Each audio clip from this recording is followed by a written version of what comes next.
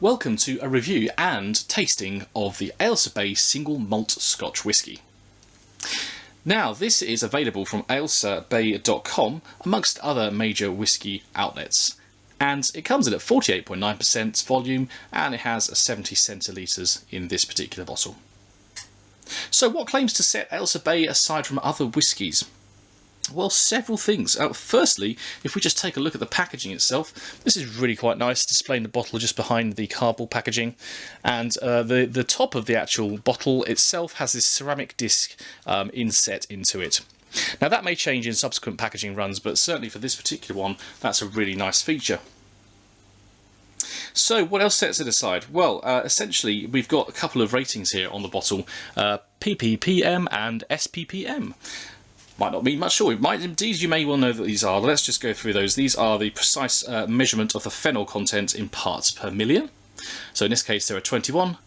And then the SPPM is the very first whisky, actually, Ailsa Bay, to have an analysed measurement of sweetness identified. So that's possible because they use a revolutionary process which is defined by their master blender, Brian Kinsman.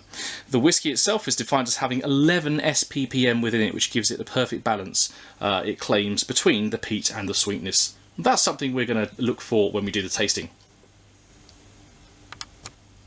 Now, Ailsa Bay is made by William Grant & Sons Limited at the distillery in Girvan, Ayrshire, and it claims to be the only Scotch whisky to undergo a process called micro-maturation.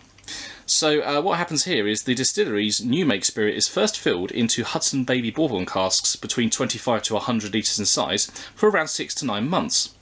The relatively small casks, which are traditional American oak barrels, can contain up to 200 litres of spirit, and this enables intense rapid maturation.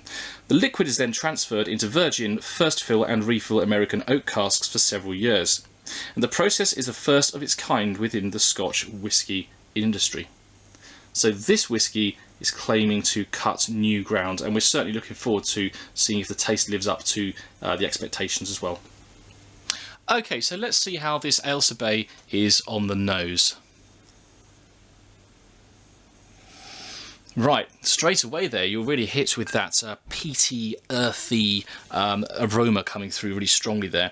Quite woody too, almost burnt wood there. It's like sort of charcoal aroma with it. And I'd say there it finishes quite sweetly, and it's an intriguing, almost floral finish there on the nose. I'm just going for one more aroma test.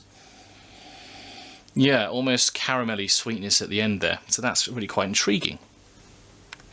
Okay, so let's see how this whisky performs in the mouth.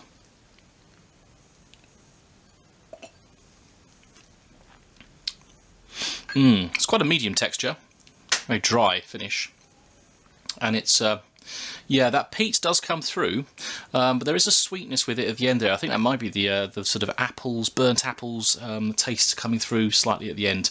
But overall, it's yeah, it's very slightly earthy, but I'd say more peaty and sweet with that.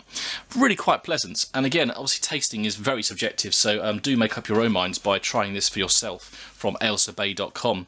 It's got a lot of very positive reviews around this as well, so we are going to echo those positive reviews and say this is a fantastic whisky, and I'd definitely recommend it's one for tasting amongst yourselves and comparing tasting notes. So it's Ailsa Bay Single Malt Scotch Whisky, 48.9%, and this is available from ailsabay.com.